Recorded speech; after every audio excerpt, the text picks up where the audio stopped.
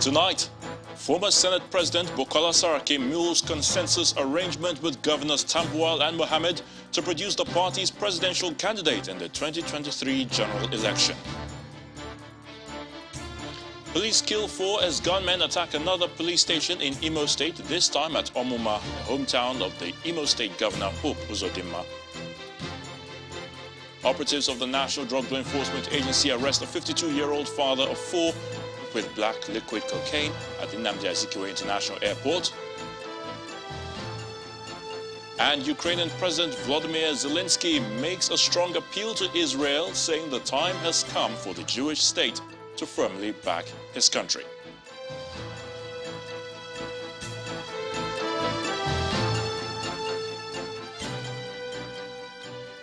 We begin with politics, and in the main opposition party, the PDP, 3 of its presidential aspirants, Governor of Sokoto State Aminu Tambuwal, Governor of Bauchi State Bala Mohammed, and former Senate President Bukola Saraki have agreed to work together to produce a consensus candidate ahead of the 2023 general elections. Now, the trio met in Bauchi, where they held discussions for over 2 hours behind closed doors before briefing the media. Senator Saraki, who spoke on their behalf, says the consensus arrangement became necessary to advance the unity of the party and ensure stability in the country. For 2023 ahead of us, in trying to rescue this country, the unity of the country, the stability of the country, and the growth of the country is more important than individual ambitions. To strive the need for us to work together. We believe that if 3 of us are working together harmoniously, committed, and with a lot of resilient energy, there will be a great hope for this country going ahead. We appreciate that 3 of us have shown aspiration to lead this country, but we also come to realize that we're all capable, competent, and fit to lead this country. By the end of the day, it's only one person that will lead this country in 2023. And we also resolved that we're going to work closely together to ensure that we'll come out with a way that a consensus arrangement will come amongst the 3 of us of how going forward into leading this country. We believe our role is to make things easier for us to have stability. Because if there's stability in PDP, there will be stability in Nigeria. You all see that APC is no longer a party. It is having challenges of administering its party, and anybody that cannot administer it cannot administer the country. So the only option left for Nigerians is PDP. And we believe that because of that level of responsibility, we must bury our personal ambition, secondary ambition in this country. Let me appreciate and thank my colleagues, because today is momentous in the achievement we have come to agree. And we are men of honor and men of integrity, that we believe what we've done today will lay the foundation for a great future for this country. Staying with politics, and even though he's yet to publicly declare his interest in the #1 seat, there's no letting down on the number of groups calling on the Vice President, Professor Yemi Osinbajo, to throw his hat into the contest. Now, today in Abeokuta, the Ogun State capital, a group of professionals, civil society groups, and the academia, under the umbrella of Osinbajo Southwest Group, added their voice to those calling on the Vice President to run. Now, the group says Professor Yemi Osinbajo remains the most competent and vibrant among the aspirants that have shown interest in the exalted office. We need to elect a competent and reliable leader with proven track record of integrity, transparency, and honesty. The Vice President must chart a new course to lead this country and move us forward. He must fix and initiate a process to heal this nation by bringing together all stakeholders without ethnic and religious divide. That will be the first task, and this is a process we must all be involved in. But without a shadow of any doubt, he has what it takes to bestride this nation like a colossus and bring succor to all Nigerians. His qualification as a leader is immense. He is a professor of law, a senior pastor, a senior advocate of Nigeria, but above all, a God-fearing family man whose love for the people of this nation is unmatched, as he has proven his mettle over time. He is still relatively young, strong, in good health, with a profound resolve to serve the people. His experience as vice president will come in handy as he navigates the terrain of leadership. We hereby appeal to Mr. President, His Excellency, President Muhammadu Buhari, GCFR, and all the 36 state governors, 360 members of the National Assembly, 774 local government chairmen, and all the leadership of the All Progressive Congress to give credibility a chance and stand solidly behind this tested, loyal, and true apostle of good governance. Vice President Professor Yemi Osinbajo should hearken to the voice of we the masses and vie for the office of the President of the Federal Republic of Nigeria. Meanwhile, a group of Northern youth under the aegis of the Unified Northern Nigeria Youth Forum are drumming up support for another person that is yet to declare his interest for the country's presidency. And that's the governor of the Central Bank of Nigeria, the CBN, Mr. Godwin Emefiele. The group, while marching through the streets of Minna, Niger State, say in the spirit of fairness and justice, it was time to have an Igbo president come 2023. Reeling out some of the qualities that necessitated their endorsement campaign, the Director General of the group, Ibrahim Bature, goes on to say that Mr. Emefiele has brought revolution to the agricultural sector in Nigeria through his policies, and if given a chance, he will turn the fortunes of the country around. 2023 should be for Igbo. The reason why we selected Emefiele out of all Igbos is that he is not only Igbo, but he is from Delta State, a south region of Nigeria, and is also a competent person, somebody from industry, somebody that has all his life is in banking, trying to add value to the system. So people like him are not politicians. People like him will contribute more to the growth of this country. He is an economist, a financial expert. If given an opportunity, our economy will be rejuvenated. We are exporting yam, we are exporting sesame, and many other agricultural produce. And these are only necessary due to the billions of naira invested by Dr. Godwin Emefiele into the system. That is why we said 2023, let him come and replicate all these policies to all other sectors so that Nigeria will reach our desired destination, so that Nigeria will also join the League of Developing Countries, League of past developing countries, God willing. Ahead of the March 26 All Progressives Congress National Convention, one of the frontline contenders for the chairmanship position, Senator Ali Modu Sharif, has pulled out of the race. And his reason is simply because he does not want to disrupt the party's zoning formula for the various positions. Please sit down.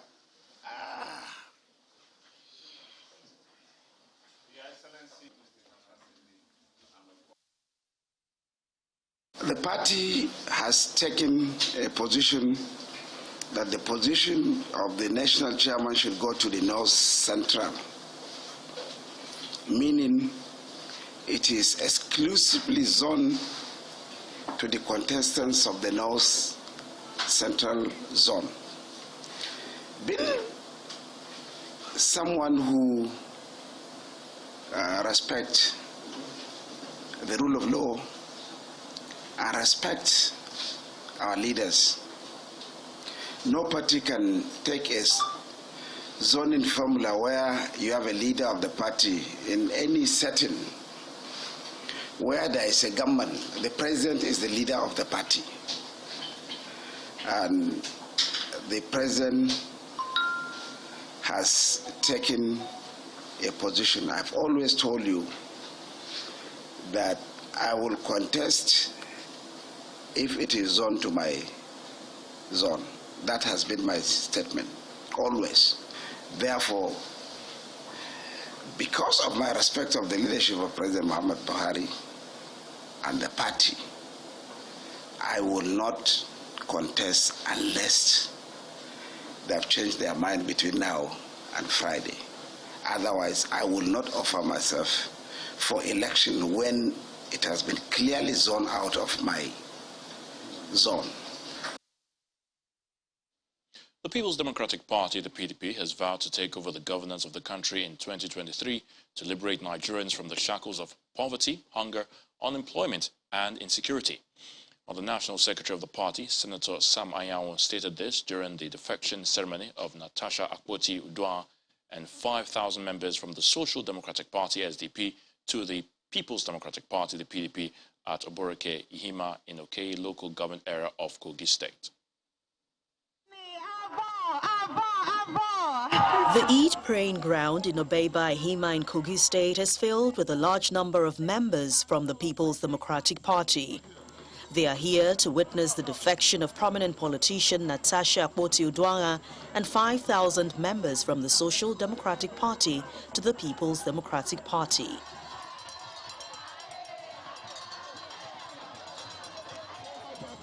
While describing Mrs. Natasha Akpoti-Uduaghan as a big fish and Amazon whose entry into the party signals the death of the APC in Kogi State, the National Secretary of the party notes the hardship residents have been subjected to in the last 6 years under the present administration in the state.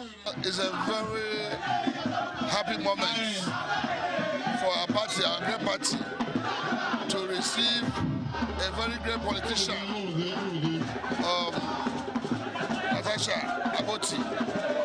She's a very strong politician. Our PDP is happy to have her. And I know she's going to make a difference in Kogi State for us. In her response, Mrs. Akpoti-Uduaghan describes the PDP as a formidable party which can bring great leadership to transform the country towards social economic growth. Many people have asked, why did I decide to move from the SDP to the PDP? And I give them one answer. The present party leadership of the PDP is extremely formidable, strengthened than ever before, and that which can bring forth great leadership across the country that will transform our paradigm towards a greater socio-economic impact. Mrs. Natasha Akpoti-Uduaghan solicits the support of well-meaning party members. I am now a member of the strongest political party, not just in Nigeria, but in Africa, and I look forward to greater deeds and joining forces together, collaborating so we can take over leadership across all the tiers of government in Kogi State and also Nigeria, and I know we can. Members of the PDP leadership have asked the people of Kogi State to close political ranks and prepare for the task of winning all elective positions in the forthcoming 2023 general elections in the state. In part two, after the break, Governor of Anambra State, Professor Chukwuma Soludo, attends inauguration mass, assures the people of the state that his administration's priority is the poor and the downtrodden. Stay with us.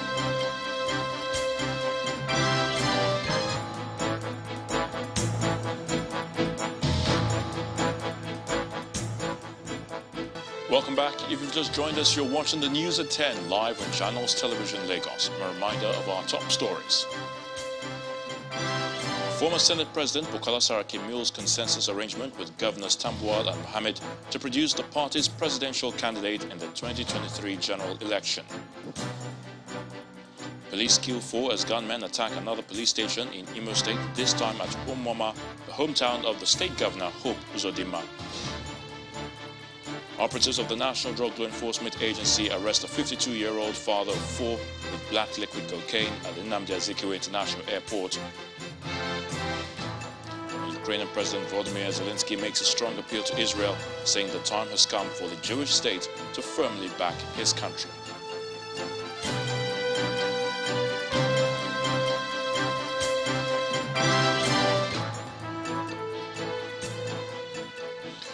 Governor of Anambra State, Professor Chukwuma Soludo, is assuring the people of the state that his predecessor, Willie Obiano, who was arrested and detained by the EFCC, will be released.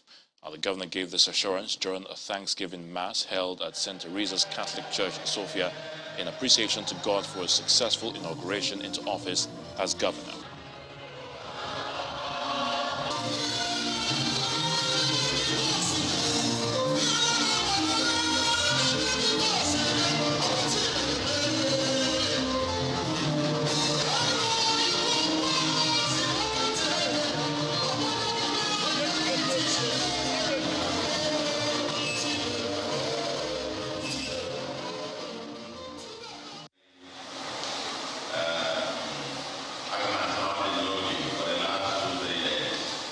It has been on my mind for the past 2 days, and I know it's the same with all of you.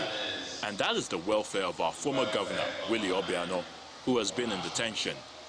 Our prayer is that he will be out sooner or later. He will be out. He is a good man. Let me not say further, but he will be out.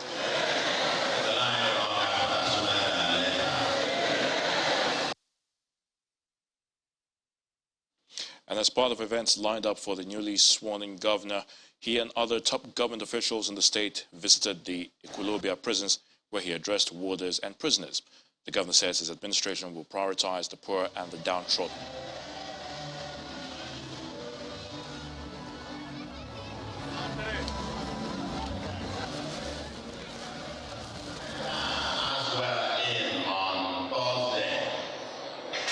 Let me remind us that this government that was sworn in on Thursday is laying more emphasis on the poor people.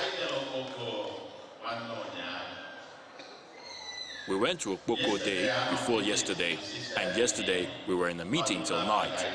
I returned home late in the night.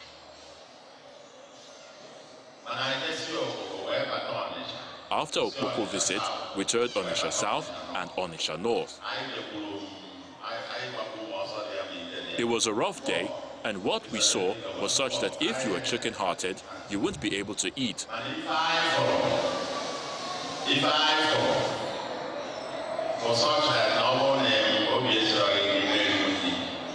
When I was presenting my inaugural address, I stated the times and when I will celebrate. One of the times for celebration is when all touts disturbing people in Onitsha and environs will have disappeared. Every prayer of the people when we went there was removal of touts. I said I won't celebrate until all the touts in Anambra are chased away.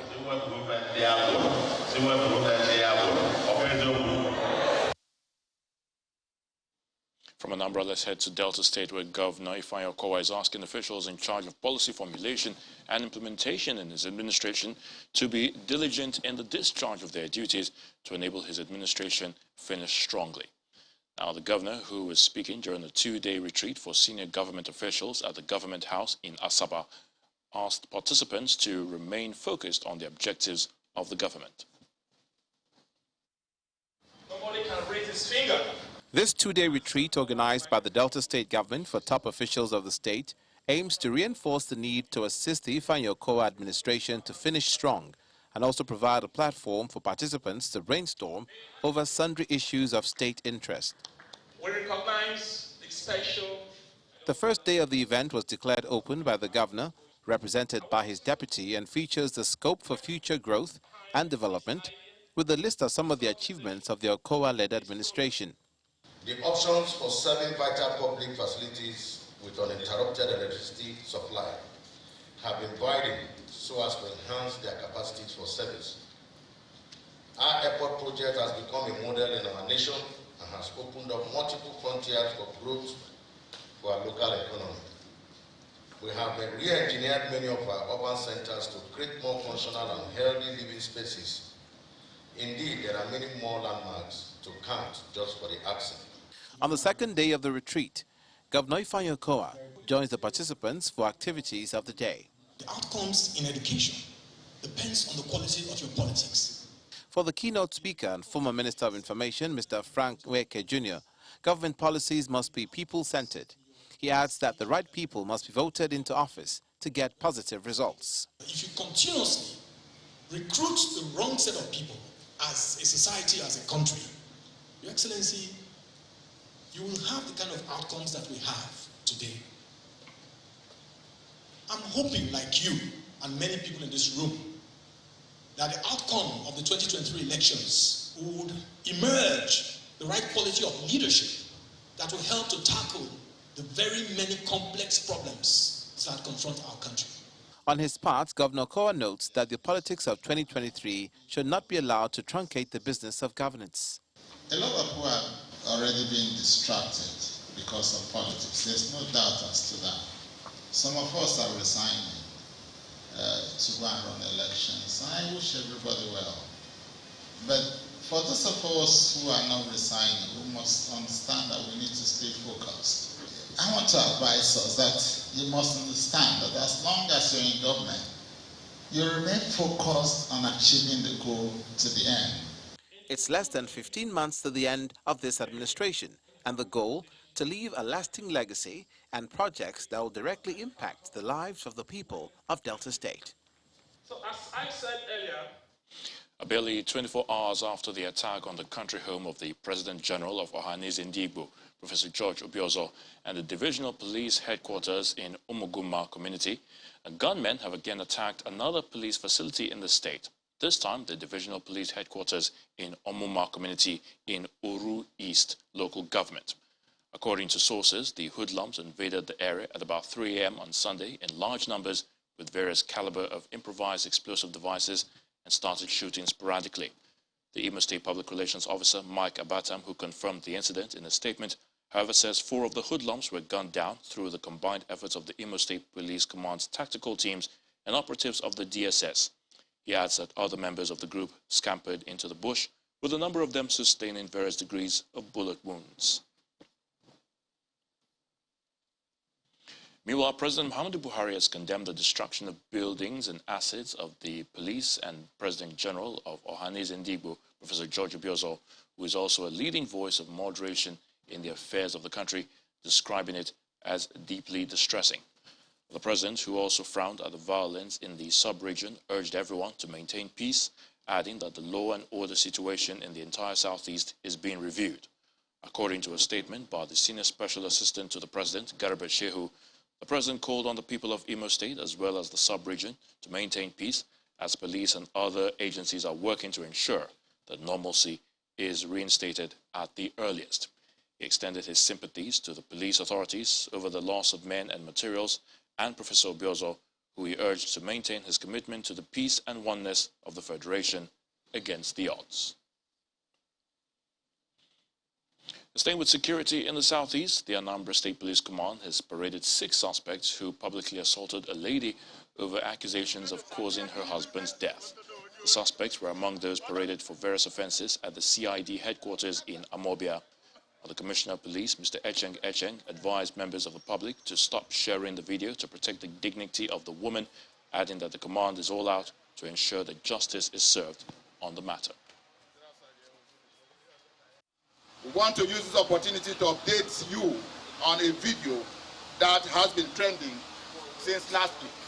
That video involved a lady that was stripped naked and indecently assaulted because she was accused of being responsible for the death of the husband. And when this issue came up, I gave a standing order that all the people who are responsible must be apprehended. And today, we have got to tell you that 6 of those people that were responsible for that indecent assault, stripping a woman, one of our sisters, naked, they have been picked up, including the native doctor that gave the advice. He's here with us. Investigation so far revealed that the deceased, Udoji Egwatu, had been sick for some time when his brother Udala took him to the Anthony, who is the native doctor. And the native doctor, according to him, carried out spiritual cleansing on the deceased. And it's the same native doctor that insinuated that the reason why the husband was sick was the wife. And eventually, when the husband died, that action was carried out on the wife. The war against illicit drugs is continuing in Nigeria as the National Drug Law Enforcement Agency discloses more arrests across the country. Now, in what the NDLEA describes as the first of its kind, a 52-year-old father of 4 children, Okeke Adolphus Anayochukwu, has been arrested with black liquid cocaine at the Nnamdi International Airport, Abuja. He was taken into custody on Tuesday, March the 15th, upon his arrival at the Abuja airport on board Qatar Airways flight from Sao Paulo, Brazil, through Doha, Qatar to Abuja. The liquid was hidden in 6 small bags containing 32 makeup mascara. In other operations, the NDLEA says at least 3 other persons, Tony Sampson, Paul Adamu, and Ruben Waziri, were arrested in Kaduna on Friday, March the 18th, with illicit drugs. While in Anambra State, the NDLEA operatives on Thursday, March 17th, intercepted a bus at Obosi Bridge heading to Aba in Abia State from Onitsha with 7.5 jumbo sacks of cannabis.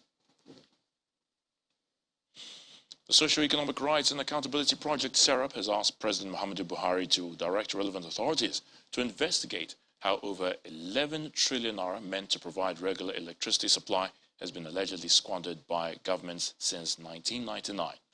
The rights groups say anyone suspected to be responsible should be prosecuted and any missing public funds should be traced and recovered.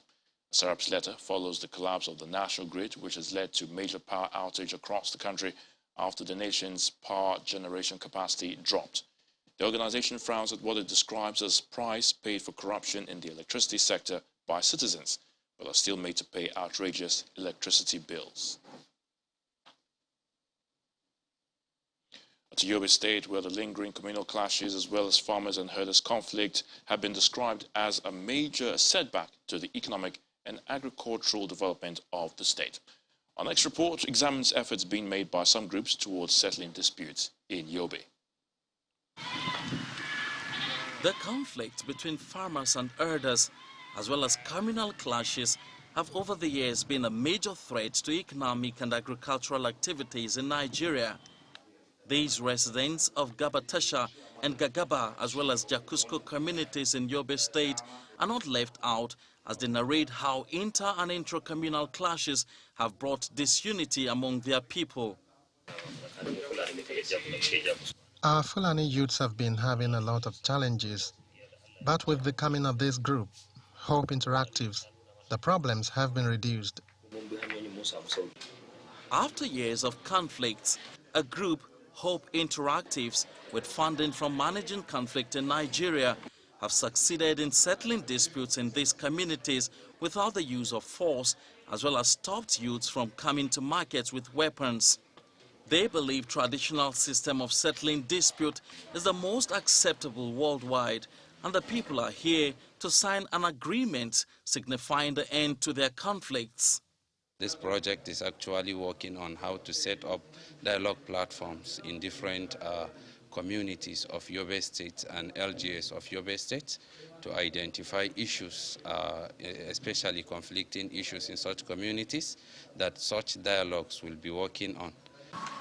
I'm very, very happy on these programs because we are facing a lot of challenges and the problem with herders, especially on this issue.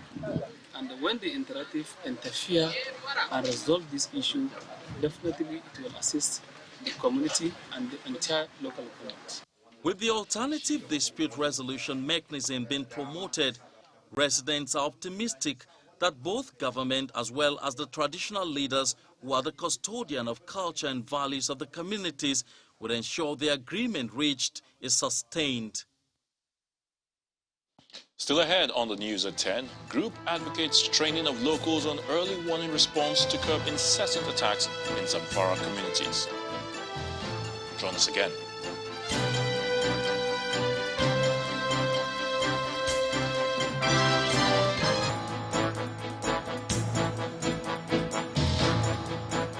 Welcome back.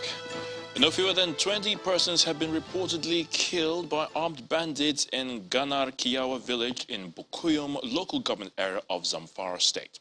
Now, this latest attack was carried out early today when the gunmen stormed the community and started shooting. The village head is confirmed to be one of the fatalities.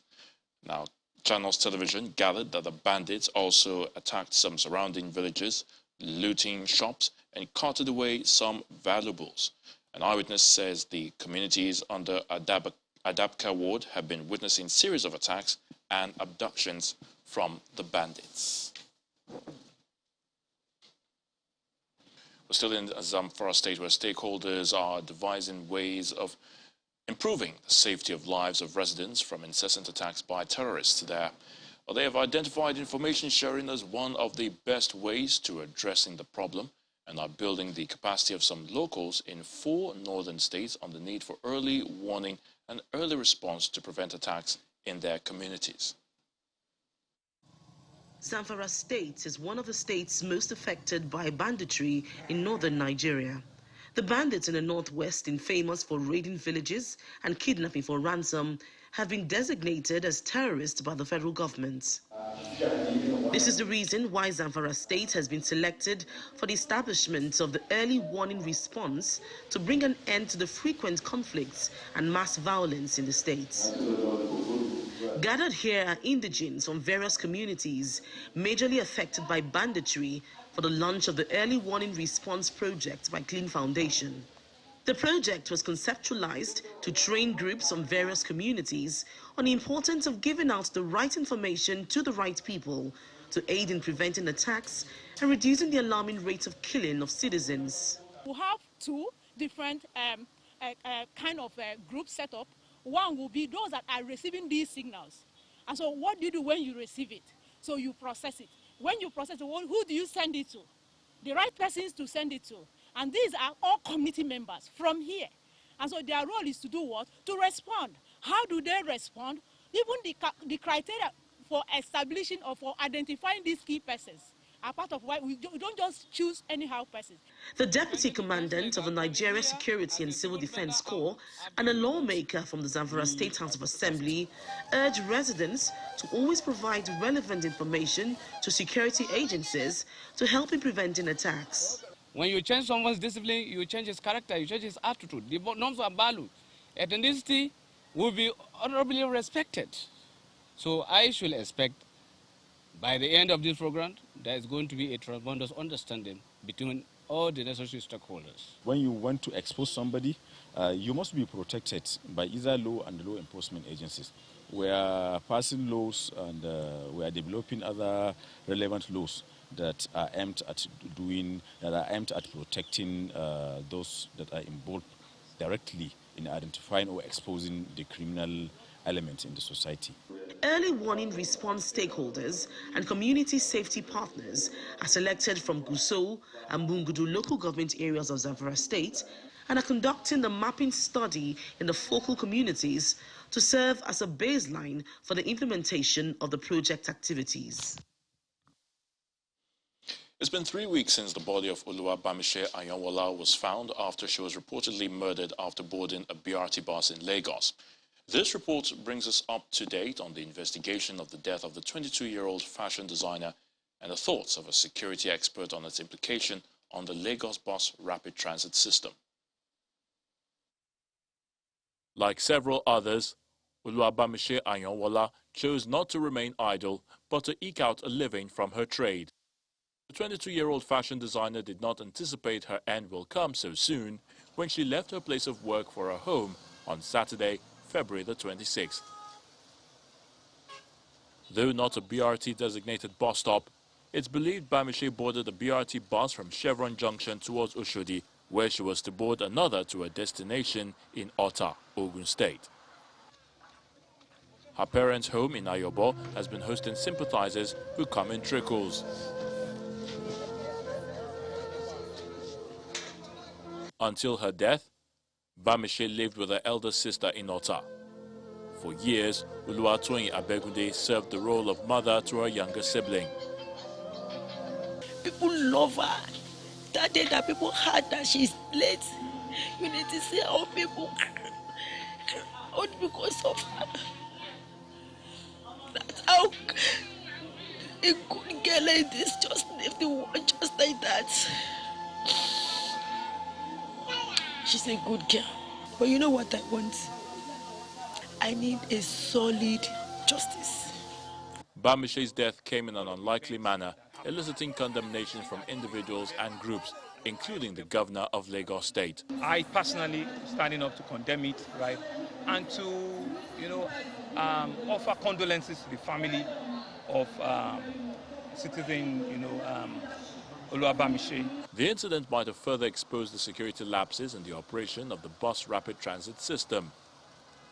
Retired military officer and security consultant Yobe weighs in on this. I expect first and foremost all these buses should have CCTVs, and then all these buses should have emergency numbers displayed inside the buses for the safety of the passengers, outside the buses for the safety of other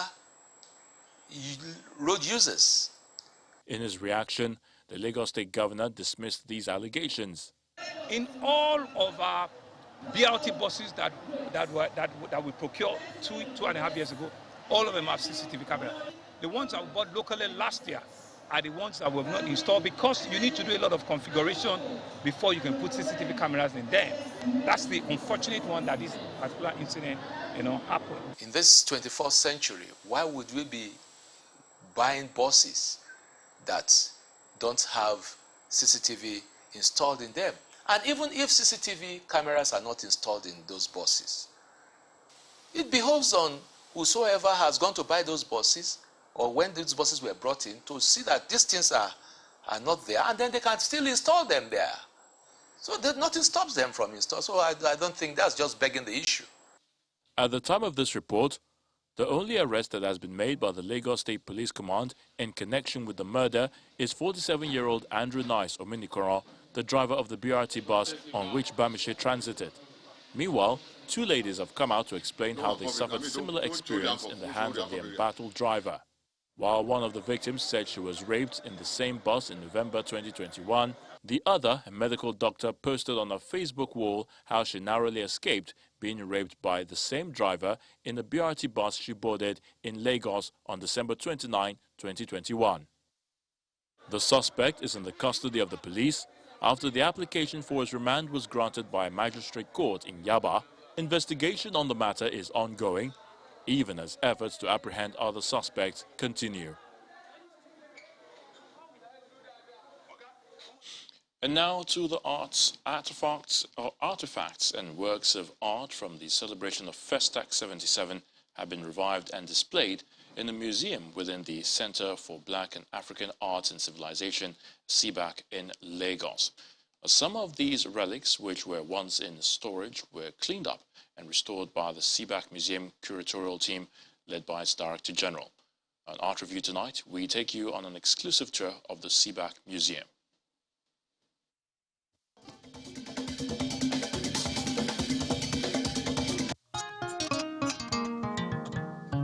This museum has always been within the Center for Black and African Arts and Civilization, CBAC, but not at this extent. Rooms have been opened to reveal more of these artifacts which were once in storage at the center. What we are now doing is to document it so that we'll know what is in each room, and we'll be able to say these are all the artifacts we have in CBAC. And you can see there a lot. And what I did was to tell them that, to say we are going to arrange the picture ones, the artifacts separately and all that, and the drums and what they brought in when they did FESTAC 77. So we started on that. It's like putting things together and saying, this is the way I want it done.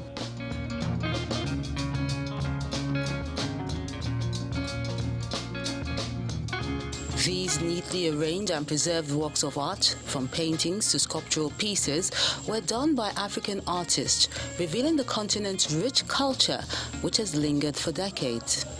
These are just prototype of what has been in the past, before the advent of the buildings that we have now. And they are skillfully built using the material they can find in their environment. One of the most beautiful one of these indigenous architectural design is the Tig house from Ethiopia, skillfully built with beautiful stone, raffia, bamboo. And we can see that it's a story building. What we are trying to say here is that story building has been existing in Africa even before the white people came and introduced their own kind of building.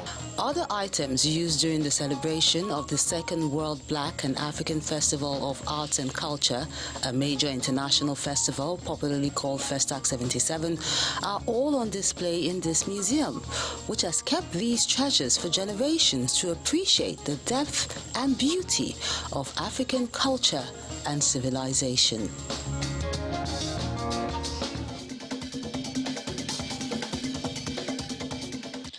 Many countries, including Nigeria, were caught unawares mainly by Russia's invasion of Ukraine, which started on February the 24th and should probably have been more proactive in the days leading up to the attack.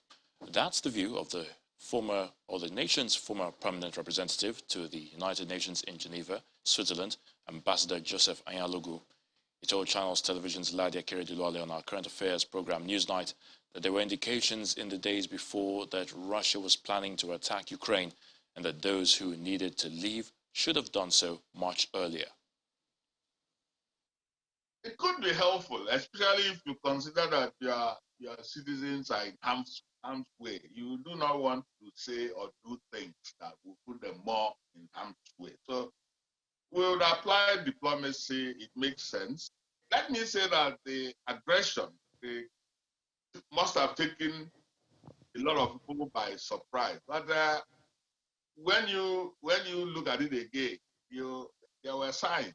At least the U.S. were saying that there was, have been telling us for the past 2 or 3 weeks before that Putin is preparing to strike and will strike, even though Putin will say no, he was just doing army maneuvers and testing, but eventually it turns out that he knew what he was doing. I do not know whether our embassy prepared for evacuation, but evacuating Nigerians that number over 5,000, well, it will be a tall order. But again, there could have been preparation because, well, my observation and assessment and knowledge of the area, it's a vast country. Nigerians are scattered all over. Some are closer to certain borders. If they were thinking of an eruption of this nature, maybe people who wanted to leave or who feel the need to leave would have started leaving much earlier, especially following the US and UK travel orders that were made quite public. For the full interview with Ambassador Joseph Anyalogu, watch Newsnight tomorrow, Monday, March 21st at 9 p.m. right here on Channels Television. Outside our shores, Ukrainian President Volodymyr Zelensky has called on Israeli lawmakers to abandon neutrality following the Russian invasion. During his address to the Knesset earlier this evening, he questioned why some countries officially appeared to be indifferent to Russia's invasion of his country or sitting on the fence. Israel, which has ties to both countries, has been reluctant in its condemnation of the Russian invasion of Ukraine. Prior to his address, Zelensky condemned the Russian strike in Mariupol city. Ukrainian officials say the bombing of an art school sheltering 400 people is among the latest assaults in what Ukrainian President Volodymyr Zelensky calls a terror that will be remembered for centuries to come. According to Zelensky, the blockade of Mariupol will go down in history of responsibility for war crimes. This was the message from Ukraine's president in an address late on Saturday night. The blockade of Mariupol will go down in history of responsibility for war crimes. To do this to a peaceful city, what the occupiers did to it is a terror that will be remembered for centuries to come. And the more Ukrainians tell the world about it, the more support we find. The more Russia uses terror against Ukraine, the worse the consequences will be for it. the southern port city has seen heavy bombardment by Russian forces. Many of its 400,000 occupants have been trapped for more than 2 weeks as Russia seeks to take the city. Controlling Mariupol will help secure a land corridor to the Crimea Peninsula that Moscow annexed from Ukraine in 2014. The bombardment has left buildings in rubble and cut off central supplies of electricity, heating and water, according to local authorities. On Wednesday, local authorities said a theater where hundreds were sheltering was flattened by a Russian airstrike, but Russia denies hitting it.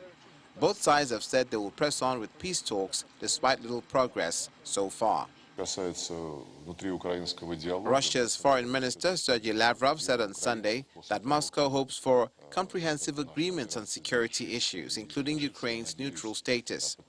Moscow calls the assault on Ukraine, which began on February 24th, a special operation to demilitarize and denazify its neighbor. Ukraine and its Western allies call it an aggressive war of choice. Russia's use of hypersonic missiles on targets in Ukraine changes the dynamics of the conflict going on in Ukraine. So says U.S. Army veteran, now geopolitical analyst Major Adebayo Adeleke. Although he says the impact of the missiles is yet to be determined, it does show that Russia's aggression and flexing of military might in the war. It's a difference maker and also changes the dynamics of how this war is being fought. And this is pretty much not new tactics. Anytime there is a conflict, especially in a proxy war that has been fought in another man's land, this is some of the tactics being used, and mostly for the enemy, whoever the enemy is on this side, or the friendly forces as well. So this is where to see the impact of such weapons, and also the folks on the other side to be able to evaluate the impact of it. And from what I'm hearing, it's living up to this expectation, at least to a large extent. But it really changes the dynamics of this thing, because I'm also hearing that it has the capability of, at this point, say that Russia has the capability of firing missiles that have nuclear warheads on it as well. So, I think they are being aggressive in a sense to show that they can, they're flexing their muscle, that they actually have air superiority as well. But the outcome of this has yet been unclear, how this thing is going to be countered. But it's quite disturbing. It's quite disturbing if this is actually, because it shows a different level of warfare and how they're trying to fight. If this thing is quite prolonged and protracted. Oftentimes, when you use such stuff, you use for discrete, very highly targeted. Oftentimes, when you use such missiles, you use with GPSs, so you can actually destroy something without destroying the whole building. So oftentimes, they probably want to use it to reduce collateral damage as well. But the impact of it, which I've yet to see the collateral damage, or those kind of investigation that is being done after, to see how the disposition of those matters become. But from what I've read and what I know of it, is quite deadly. So normally they want to use it to kind of very succinct, like surgical, quite surgical in nature, because it's very laser guided with GPS on it. So when you look at some of these things, you're like, wow, this is really, really getting very quite interesting. And I hope, honestly, I sincerely hope, because I know hope is not a course of action, I sincerely hope that diplomatic discussion actually prevails.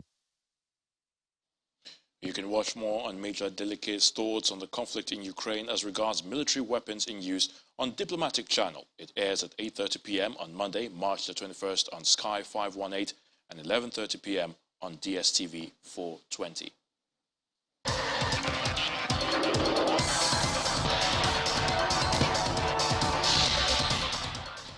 It's game set as the 26th edition of the NUGA Games officially begins. The sports event witnessed a well-attended opening ceremony at the Sports Center of the University of Lagos. The Speaker of the House of Representatives, Femi Gbajabiamila, and the Minister for Youth and Sports Development, Sunday Dare, were on hand to herald the multi-sports event for Nigerian universities.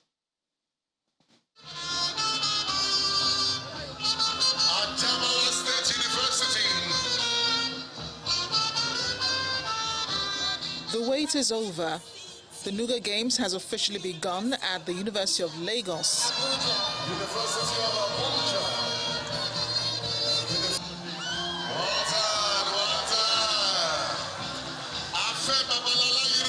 Can I see your hands up? You're welcome to NUGA It's a packed sports center at the university as athletes from over 75 institutions that will compete in 16 sports events engage in a march parade. The University of Ilorin have come up here with a little snippet of what we can expect from them at the NUGA Games 2022. This is awesome. This is awesome. This is awesome. The Speaker of the House of Representatives, Femi Gbajabiamila, Minister of Youth and Sports Development, Sunday Dare, and other top dignitaries joined the host, Professor Oluwatoyin Ogundipe, to usher in the games. We present to you the host University of NUGA Games for the year 2022.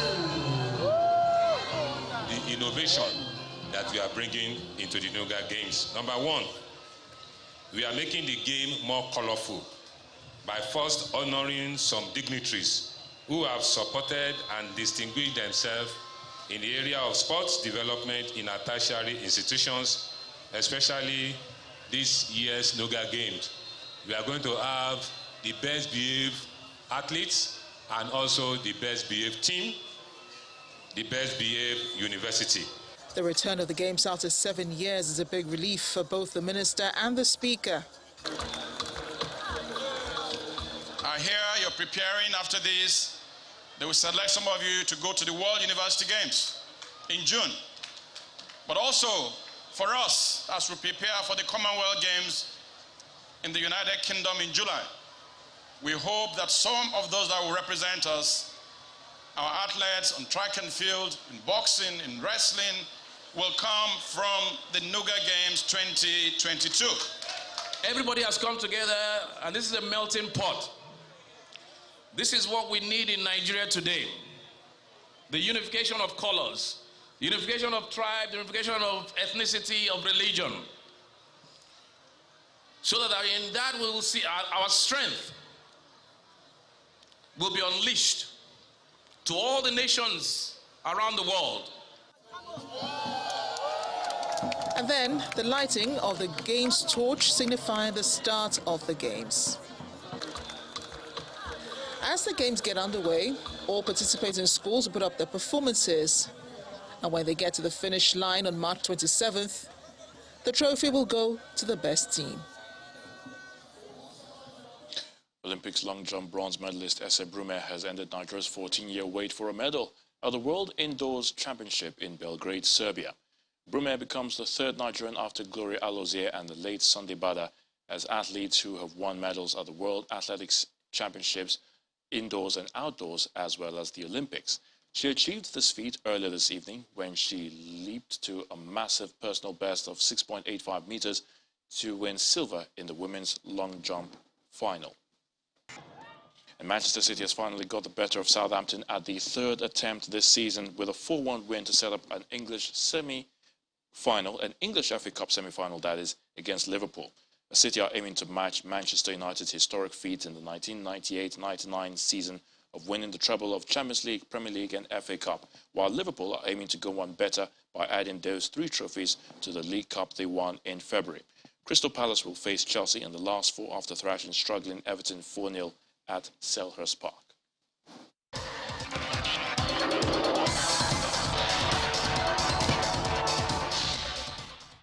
And the main news again. Former Senate President Bukola Saraki and 2 current governors, Bala Mohammed of Bauchi and Aminu Tambuwal of Sokoto, announced plans to work on a consensus presidential candidate for the party ahead of the 2023 general elections.